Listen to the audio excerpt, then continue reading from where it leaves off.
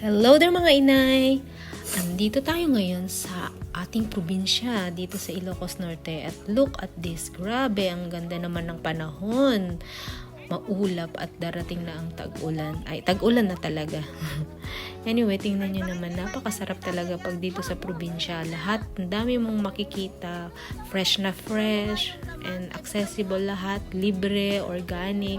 Ibang-iba talaga ang buhay sa probinsya, no? Napakasarap. Tingnan nyo naman yan, mga daming bunga ng mga saba. Grabe, ang daming saging. Makuha ka lang dyan, oh. Magtanim ka lang at meron kang aanihin talaga.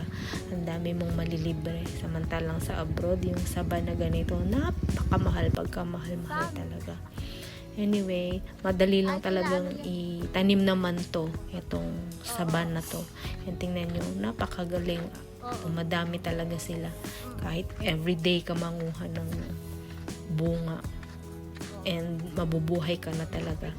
Bukod sa masustansya na, libre pa. And ito naman, look at this. This is, alam nyo po ba ito?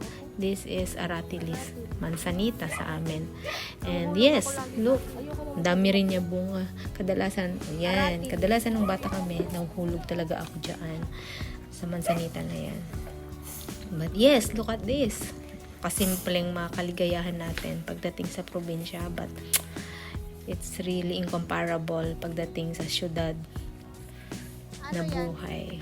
Grabe lang. Ito naman ay uulamin. Hindi ko alam ano ang English or Tagalog nito. This is alukon. Ginugulay namin to. Napakasarap din. Grabe. Ayan, magtanggal tayo. Kunin natin yung yung isang kahig ba ang tawag niyan? Hindi ko alam anong tawag yung isang na yan. At masarap nating ilagaw or ituron or banalakyo. Yan, may merienda na tayo. Very nice, diba? Grabe, no? Look at this. Oh my gosh. Grabe, it's an abundant gift from the nature, guys. Ayan, tayo naman, since tag-ulan talaga, is tag-tanim ng palay. Look at that. Trinay din natin talagang mag-araro. Ay, hindi. Kuliglig tawag sa amin to sa probinsya. Manguliglig.